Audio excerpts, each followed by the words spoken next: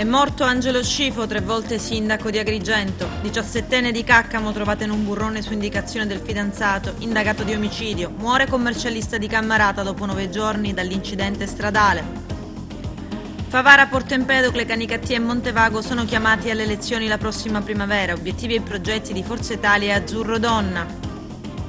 Il governatore Musumeci convoca i prefetti dell'isola. Questa è la settimana decisiva per uscire dalla zona rossa. Volley femminile, buona la prima per la SEAP che batte il Catania. Basket, 4ª vittoria consecutiva per la Fortitudo, sconfitto anche il Palermo.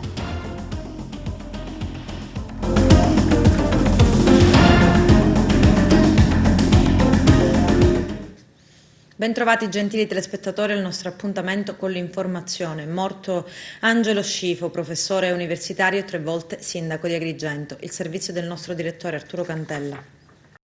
Si è spento ieri nella città di Bologna il professor Angelo Scifo, che fu già 3 volte sindaco della nostra città. Lascia la moglie Rosaura, i 5 figli e tanti nipotini. Il professore Scifo aveva l'età di 80 anni. È stato nella nostra città, ma non solo, un uomo politico di elevato spessore nel panorama regionale.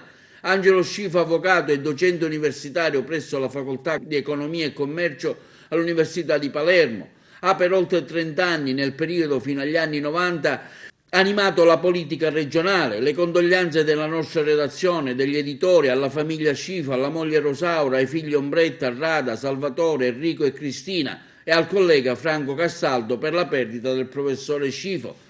Testimonianza e vicinanza alla famiglia e al collega Castaldo è stata anche fatta dai colleghi giornalisti della nostra provincia. Anche sui social la notizia è stata presa con dolore e molte sono state le testimonianze di amici e di gente che lo stimava e apprezzava come una persona affettuosa, generosa, intelligente e acuta. Tante le testimonianze che stanno arrivando anche nel mondo della politica, tra i primi quella del sindaco di Agrigento Francesco Miccichè, che dichiara: apprendo a tarda sera con grande dispiacere della morte del professore Angelo Scifo. Con lui se ne va una parte importante della storia politica della città, appartenente a una famiglia molto in vista. Suo fratello Gaetano, imprenditore edile, attuale proprietario di un albergo a San Leone, è stato avvocato, docente, universitario per 3 volte sindaco della città. Ha animato la vita politica della città per quasi un trentennio fino al 90, quando per seguire la moglie decise di lavorare ad Agrigento per trasferirsi a Bologna, ma ogni tanto rientrava e non era difficile incontrarlo in città, sempre con il sorriso sulle labbra e il suo carattere gioviale e rispettoso.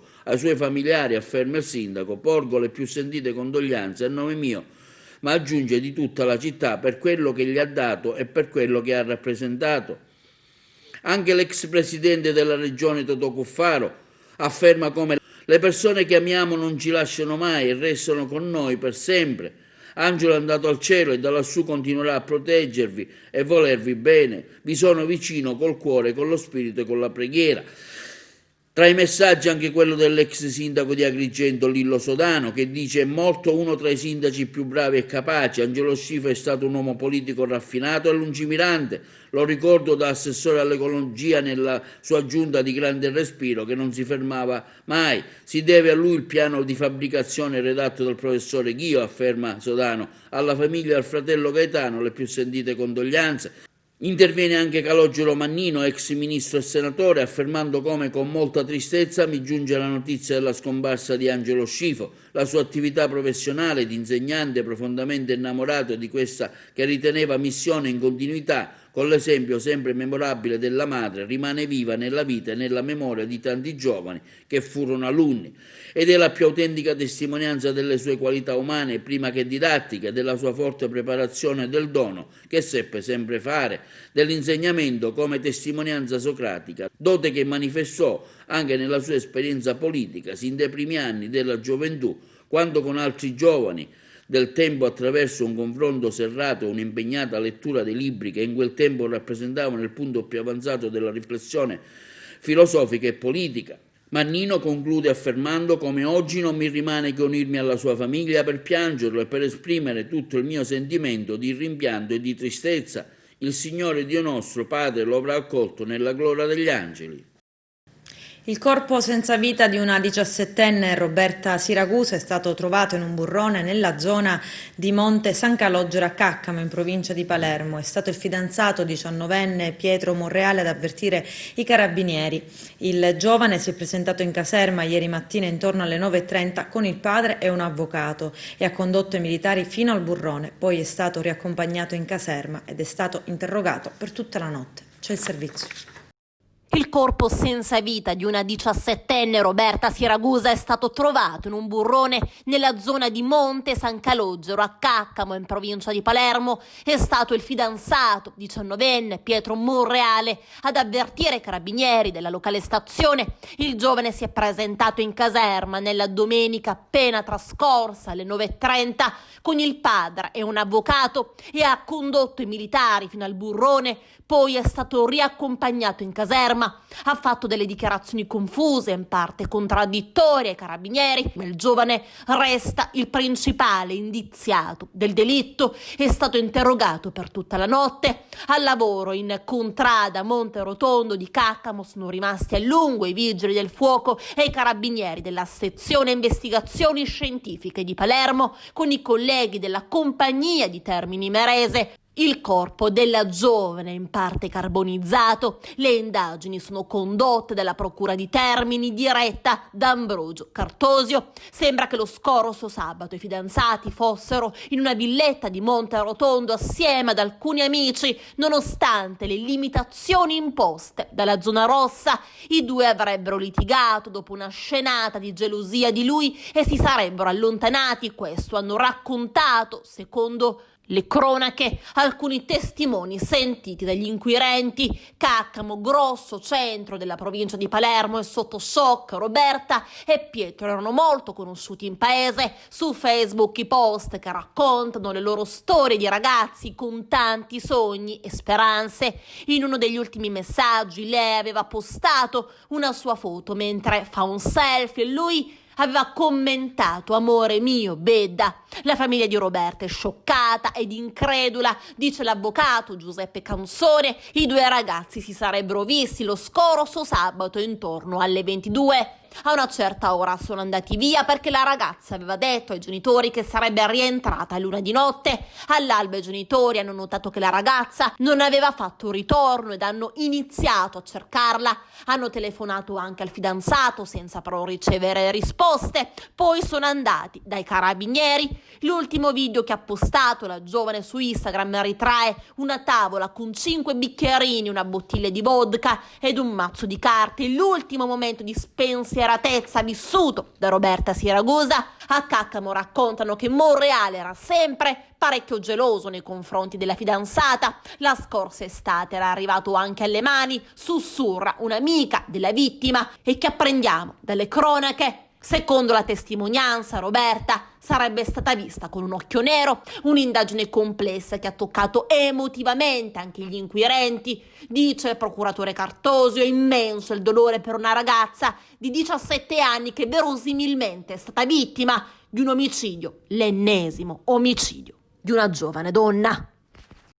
Non ci sono parole per commentare questa immane tragedia che ha sconvolto la coscienza dell'amministrazione e dell'intera cittadinanza. È un fatto che ha veramente turbato tutti, inaspettato, imprevedibile. Oltretutto io conosco le famiglie e posso affermare che gente onesta, la famiglia di lei, la mamma che ha sempre lavorato per far crescere una famiglia e non far mancare niente ai figli. E questa tragedia lascia un segno veramente indelebile nella mente non solo della famiglia ma dell'intera cittadinanza.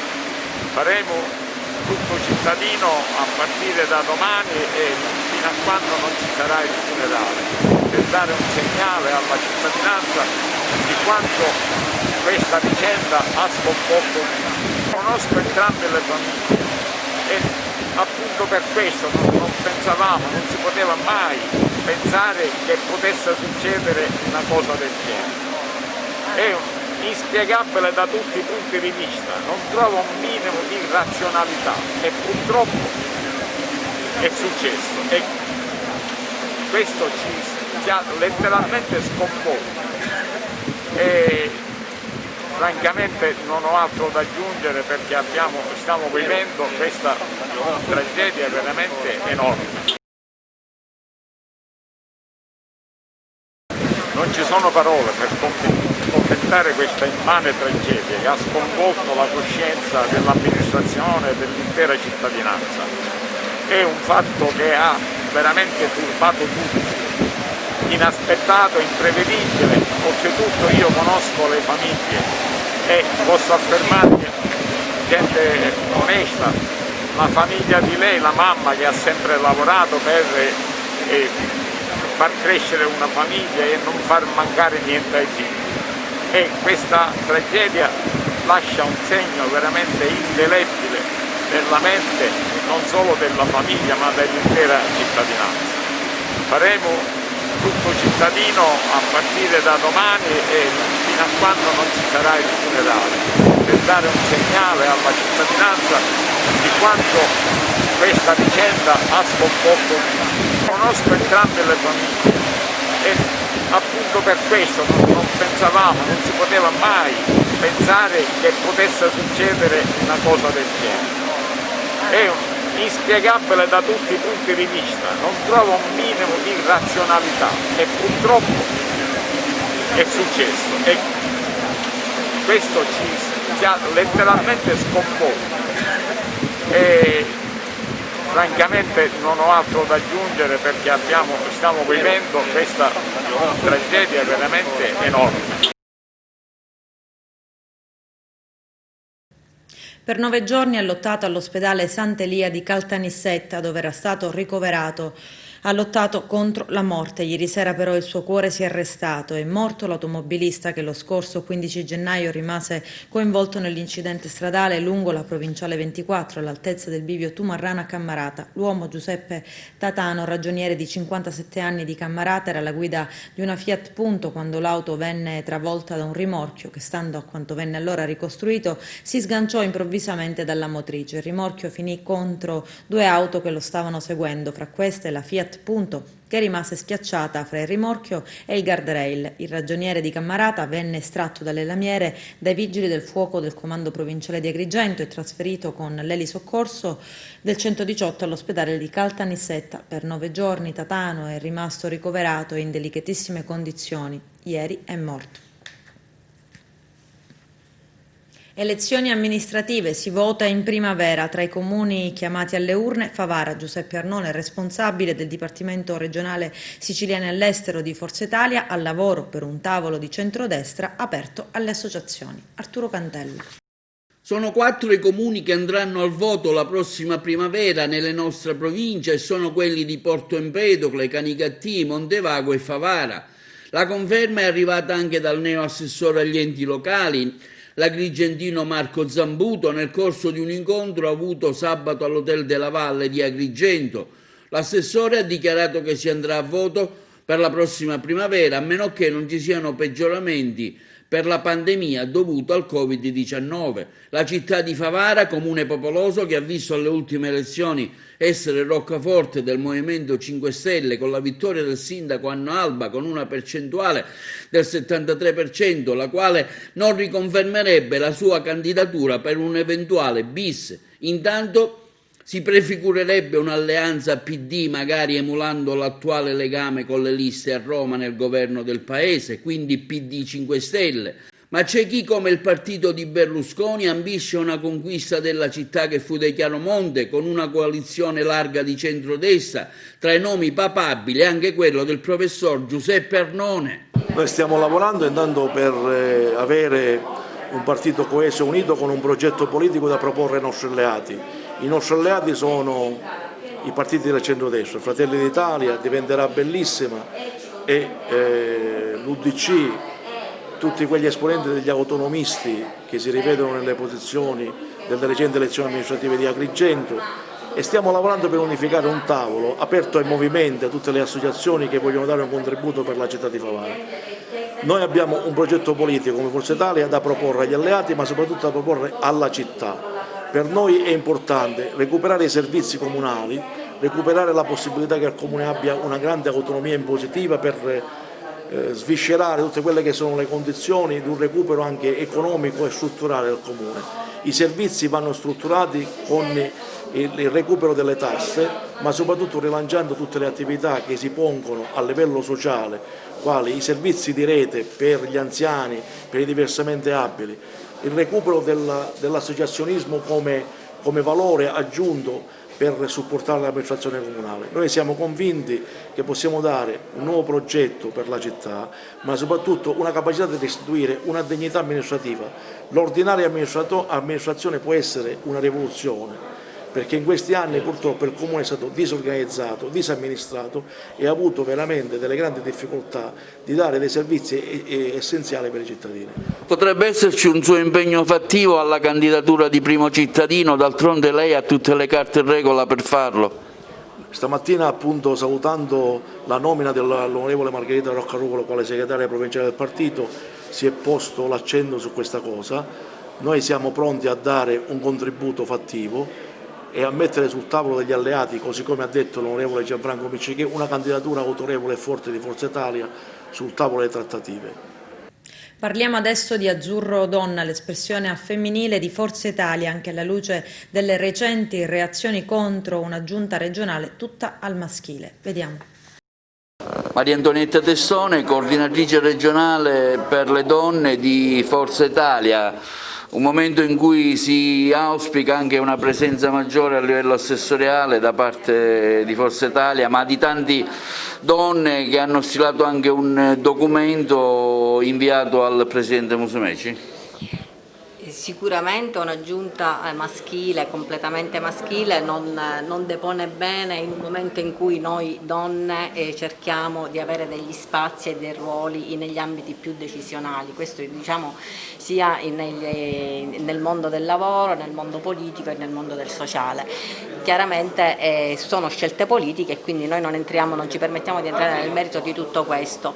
Sicuramente Forza Italia, nell'aver istituito questo movimento squisitamente femminile, cerca di farci entrare a pieno titolo nel dibattito politico e quindi cercare di individuare sul territorio donne che si vogliono spendere nel mondo della politica ci fa ben sperare, perché ci consente veramente di entrare a pieno titolo e quindi avere anche l'aspirazione e l'aspettativa di assurgere a dei ruoli politici anche a livello diciamo locale.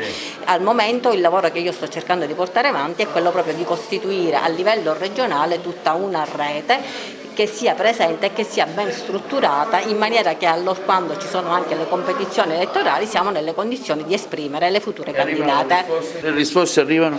Sicuramente la pandemia non ci agevola, perché una cosa è affrontare certe tematiche in presenza, una cosa è da remoto, ma stiamo lavorando e traiamo l'aspetto positivo, che è quello di incontrarci da remoto in territori che sono molto distanti, e quindi su questo io, anche grazie alle coordinatrici provinciali, stiamo portando un bellissimo lavoro che serve anche a non perdere delle forze politiche, come ad esempio qui oggi c'è Patrizia Marino che si è spesa più volte nelle competizioni elettorali e si è candidata alle regionali, e quindi questo fa sì che dobbiamo cercare di motivare e far sì che la gente così e le donne non si scoraggino e vanno via, ma cercare di trattenerle a noi per coinvolgerle sempre di più. Un impegno costante nel tempo, lei ci ha sempre creduto in Forza Italia e il suo impegno continuerà? Continuerà perché credo fortemente in Forza Italia, credo fortemente alle persone che fanno parte di questo gruppo e io entro in punta di piedi, nel senso che immediatamente ho dato la mia disponibilità a ultime regionali e oggi non ho nessun ruolo, però l'importante è essere presenti, essere collaborativi e cercare di rafforzare sempre più il ruolo della donna. La donna è importante anche in politica, anche se nell'andare del tempo è stato sempre un ruolo maschile, però voglio dire noi donne abbiamo anche grandi capacità nella coesione, nel dare, nel nell'organizzare, nel coinvolgere, abbiamo una mentalità un po' diversa. A me dispiace quando la donna viene esclusa dal ruolo anche politico, però noi ce la faremo, ce la metteremo tutta. Con Maria Antonietta già abbiamo pianificato alcune cose e anche con oggi la presenza del deputato onorevole La Rocca Ruvolo penso che faremo un bel lavoro prossimamente. La diocesi ci offrì dei soldi della Caritas in cambio di una clausola di riservatezza e del silenzio di nostro figlio, lo sostengono i genitori dell'uomo che ha denunciato di aver subito abusi da parte di un prete a Enna quando aveva 15 anni. Dopo il suo esposto, la procura della città ha aperto un'inchiesta per violenza sessuale nei confronti del sacerdote, delegando le indagini alla squadra mobile della questura. La procura di Enna continua a lavorare in silenzio, ma degli accertamenti sarebbe emerso che la Chiesa avrebbe anche archiviato l'indagine nei confronti del presunto autore degli abusi sul minorenne per un difetto di competenza tecnico-giuridica. All'epoca dei fatti il prete era ancora seminarista. La curia di Piazza Armerina lo avrebbe quindi invitato a trasferirsi in una regione del nord Italia dove sta frequentando un dottorato di ricerca. Ad Enna il prete, che gestisce un'associazione con centinaia di giovani, è tornato in estate ed ha celebrato messa. Musumeci incontra i prefetti, settimana decisiva per uscire dalla zona rossa. Vediamo. La necessità di confrontarsi con i prefetti dell'isola nel rispetto delle competenze per fare il punto sulle singole realtà sociali ed epidemiologiche e concordare una linea comune a tutte le province siciliane per l'applicazione e l'osservanza delle misure di contenimento previste dall'ordinanza che ha istituito in Sicilia fino al 31 gennaio prossimo la zona rossa.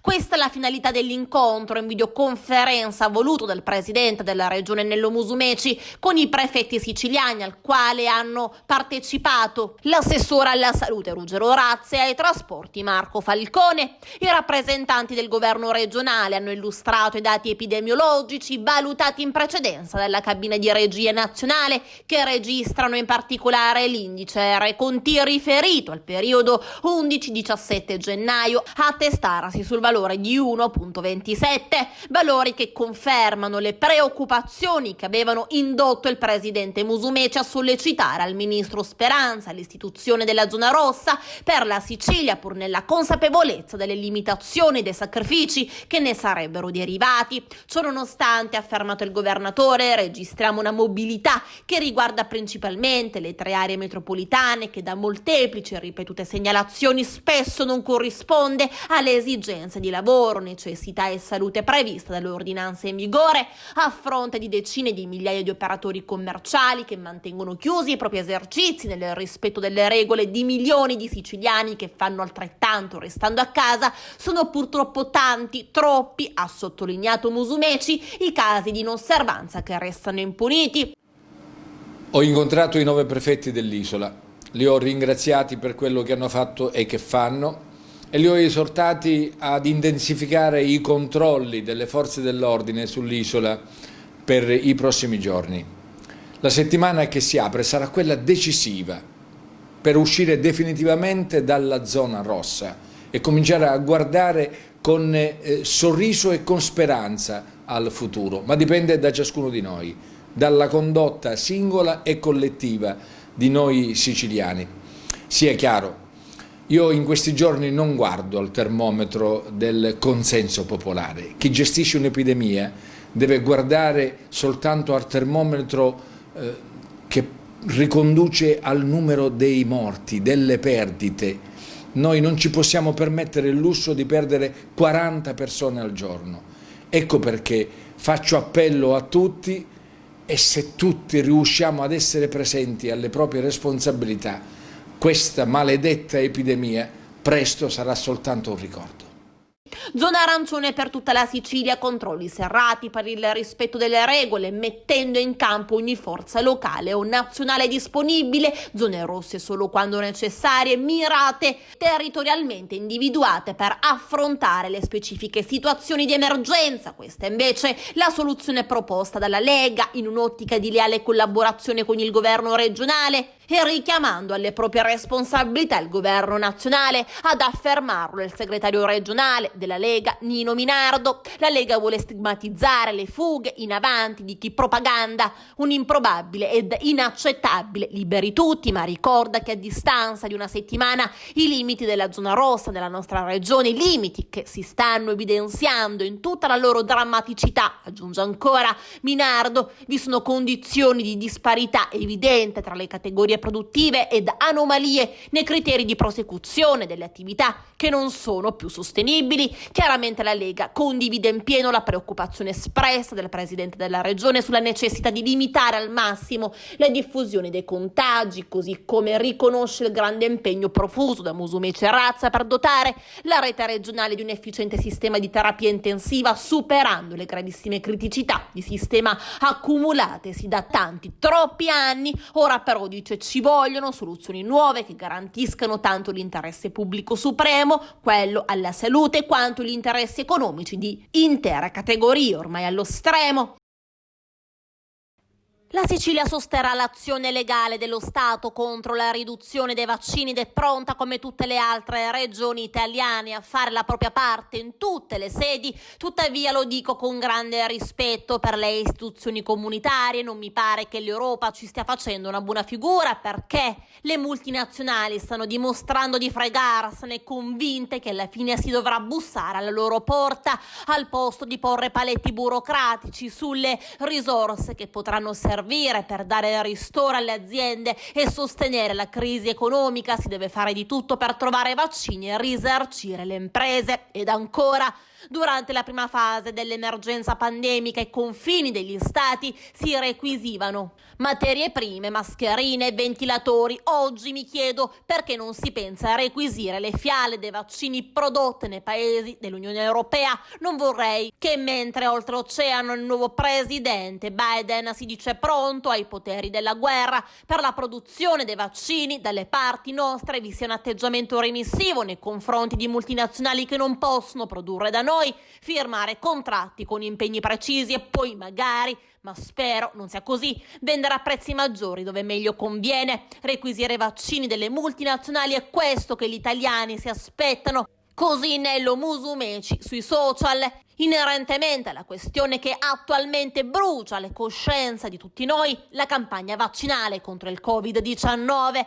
Meno dosi consegnate, sì vero, ma il problema sui vaccini Pfizer è il mancato arrivo delle siringhe di precisione che consentano di estrarre la quantità giusta in proporzione alle fiale. Se avessimo quelle potremmo sempre avere 6 dosi per fiala e non 5, così come ha suggerito l'AIFA, e tentare di colmare il gap, affermano in sintesi alcuni centri vaccinali di diverse regioni, tra cui anche la Sicilia, e segnalano per questa settimana il mancato arrivo delle siringhe di precisione. Le stesse strutture riferiscono che laddove si verifica la carenza si stanno utilizzando le siringhe per la tubercolina che non permettono di estrarre 6 dosi. In altre regioni come la Sicilia, dove fin da gennaio spesso capita che ci siano arrivi errati e non idonei all'estrazione di 6 dosi, si utilizzano quelle ancora in dotazione o le scorte acquistate autonomamente. Il commissario per l'emergenza Domenico Arcuri però respinge le accuse. È falso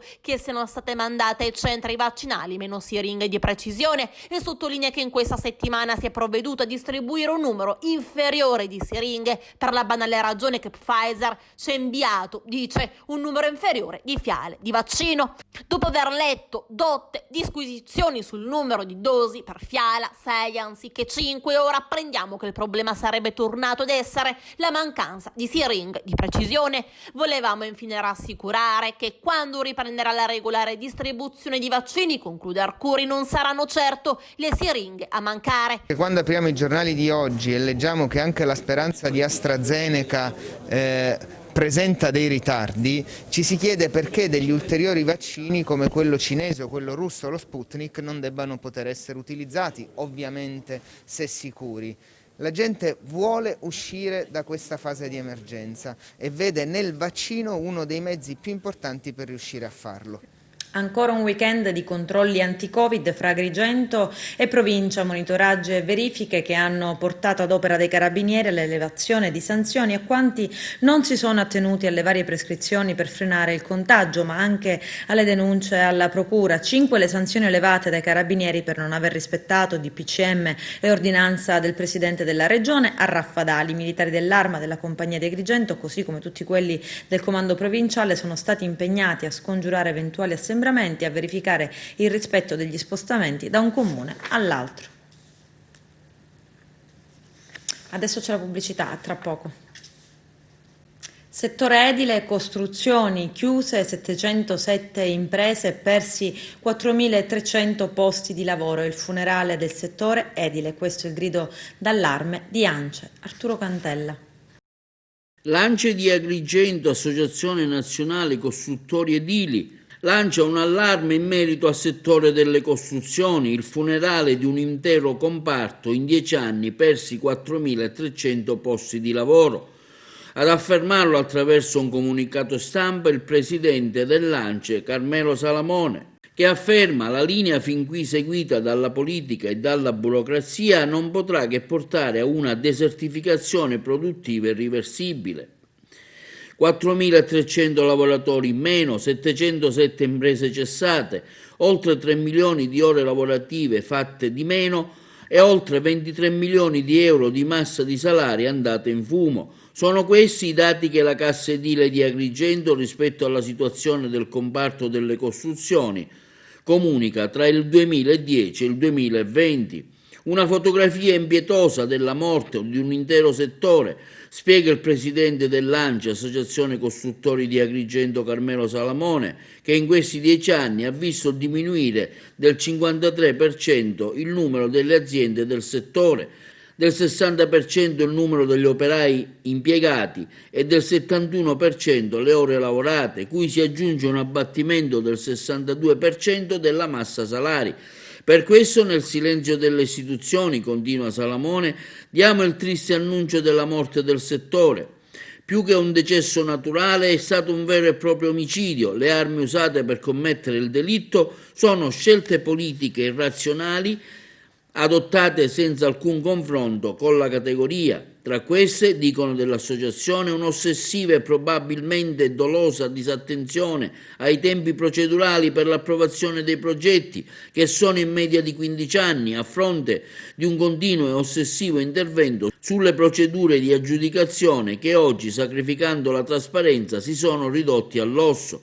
Dinanzi a questi comportamenti, continua Salamone, non si può che avere una certezza: si sbaglia con la contezza di sbagliare. Non accettiamo, concluse il presidente dell'ANCE Carmelo Salamone, che si ritenga questa crisi un effetto collaterale, un male condiviso con altri settori, nei giorni in cui si è capaci di festeggiare l'arrivo di centinaia di commissari per le grandi opere, che avranno ricadute magari marginali sul tessuto produttivo delle piccole e medie aziende. Noi ribadiamo che la linea fin qui seguita dalla politica e dalla burocrazia non potrà che portare a una desertificazione produttiva irreversibile. Professionalità differenti e passioni comuni si uniscono per dare vita alla delegazione Sicilia dell'Osservatorio del diritto agroalimentare e vitivinicolo, ODAV, una realtà che nasce dall'idea di 3 avvocati, un agronomo e un biologo. Alla base del progetto la tutela e la promozione del patrimonio agroalimentare e vitivinicolo italiano mediante le attività di studio, divulgazione e formazione rivolte agli appassionati e agli operatori del settore. L'obiettivo che il direttivo siciliano e la neonata delegazione si propongono è far conoscere i prodotti e produttori del territorio con uno sguardo ai valori, ai metodi e agli strumenti della tradizione, ma con grande e curiosa attenzione ai nuovi sviluppi dell'agricoltura, alle nuove prospettive di crescita e alla sempre più impellente necessità che la terra incontri le esigenze di un'economia in continua trasformazione verso le innovazioni di un'agricoltura 4.0.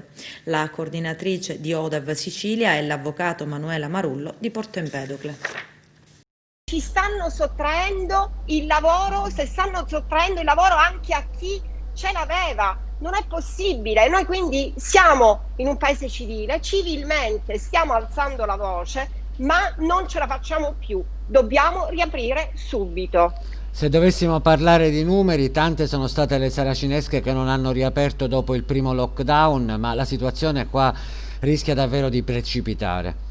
Guardi, noi prevediamo che stanno per chiudere 80.000 imprese sulle 400.000 imprese siciliane, ma questo è niente, questa era una previsione che facevamo a dicembre e questa la dice lunga, cioè ogni giorno ci propinano questi dati del Covid, dati che tra l'altro sono falsati, non esiste un sistema digitale di tracciamento di questi dati e sappiamo per certo da chi è negli ospedali, e anche la situazione della Lombardia ne è testimone, che questi dati che ci propinano sono falsati, ma io vorrei vedere se insieme ai dati che ci propinano del Covid, drammatici, tristemente drammatici, ma soprattutto in capo a chi invece l'organizzazione ospedaliera la deve far funzionare, vorrei vedere se facessimo invece i dati della gente disperata e delle aziende che chiudono. Vedete, un'evidenza al di là dei dati su tutte, 3.400 sono i ricoveri in Lombardia, noi 1.400, eppure noi siamo in zona arancione? No! Noi siamo in zona rossa, la Lombardia è in zona arancione. Questa dà l'evidenza che evidentemente non è tenendo chiusi i negozi che risolviamo un problema che sta nell'organizzazione sanitaria, quindi è lì che si deve combattere questa battaglia tristissima e noi dobbiamo cambiare passo, perché noi non diciamo di riaprire a condizioni normali, noi semmai diciamo proviamo a immaginare, elaborare nuovi sistemi, turnazioni rispetto ai codici Ateco, aperture con orari diversificati, delle nuove modalità anche in base a un tracciamento di persone negative al Covid, cioè cambiamo un po' l'impostazione, perché mi sembra che siano inceppati su dei sistemi che non hanno funzionato. Se hanno bisogno di idee, di soluzioni, coinvolgano la classe imprenditoriale, che magari sappiamo un po' meglio di loro come funzionano i flussi dei consumatori, quali sono gli orari, come possiamo alternare. Noi vogliamo proporre soluzioni di buonsenso, non soluzioni che se ne freghino della pandemia, ma sicuramente delle cose che in base ai sacrifici portano dei risultati e soprattutto sacrifici che possono essere condotti, non ci possono mandare al macero. Il coronavirus ha cambiato il mondo del lavoro. C'è il servizio. La crisi sanitaria ha aperto nuove opportunità per aziende e professionisti che vogliono stare al passo con i tempi, godendo dei benefici del lavoro agile. Ma per lavorare efficacemente da remoto occorrono nuove metodologie di gestione, nuovi strumenti di lavoro e una nuova mentalità di team. Lo smart working si è imposto durante l'attuale pandemia come migliore alternativa al lavoro in azienda, ma potrebbe essere il vero futuro del lavoro. L'ufficio diventa a portata di click e la scrivania si fa portatile. I vantaggi dello smart working sono tanti, in primis la libertà e la flessibilità che migliorano il benessere individuale, l'aumento della produttività di un sistema basato sui risultati anziché sulla presenza in ufficio, la sostenibilità perché un team di lavoro da remoto ha meno costi fissi di struttura e un ridotto impatto ambientale, l'accesso ai talenti poiché lavorando da remoto è possibile contattare collaboratori esperti indipendentemente dalla loro posizione geografica. Bisogna chiarire però che smart working non significa semplicemente lavorare da casa, si tratta invece di una nuova filosofia manageriale basata sulla flessibilità da parte delle persone, degli spazi e degli orari di lavoro a fronte di una maggiore responsabilizzazione sui risultati. Per sfruttare tutte queste opportunità e gestire al meglio il team di lavoro operativo da remoto è necessario dunque sviluppare delle metodologie e una mentalità da remoto manager. Solo nel 2019 in Italia coloro che lavoravano in smart working erano 570.000, un considerevole progresso rispetto all'anno precedente, più 20%, ma irrisorio rispetto agli scorsi mesi, quando causa lockdown i lavoratori da remoto sono stati 8 milioni. Sebbene oggi molti sono tornati in ufficio, sono sempre più numerose le aziende che stanno continuando ad adottare il lavoro agile come modello organizzativo da integrare e proseguire anche oltre l'emergenza sanitaria. In appena un anno le aziende hanno dovuto affrontare un cambiamento strutturale che forse avranno visto in 5 anni. Così sia all'estero lo smart working è una realtà già da molto tempo, ora anche l'Italia si sta aprendo a questo nuovo modello lavorativo. Occorre quindi adottare nuove metodologie per gestire le attività, nuovi strumenti di lavoro per migliorare la comunicazione e nuovi approcci al lavoro da affiatare il team. Un nuovo rapporto improntato non più sul controllo ma sulla fiducia e la responsabilità. Con internet oggi puoi imparare a fare qualsiasi cosa, ma quello che puoi effettivamente realizzare da solo è limitato.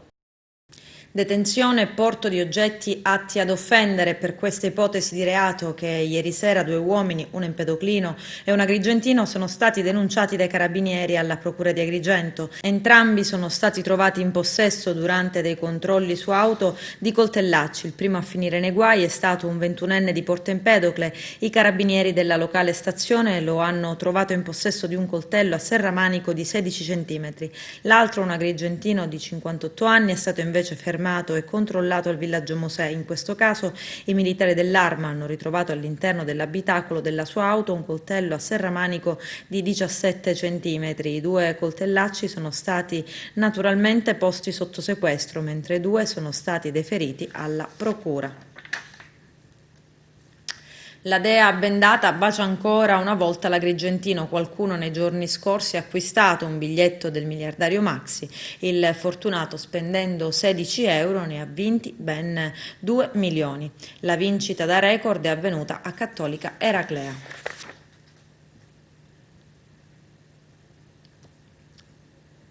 Basket, Agrigento conquista la sua personale 4ª vittoria di fila. La Fortitudo vince contro il Palermo, una partita, quella dei biancazzurri, mai messa in discussione. Coach Catalani deve fare a meno di Giuseppe Cuffaro e si affida alla lucidità di Alessandro Grande. Agrigento vince e convince, imponendosi con il punteggio di 99-80.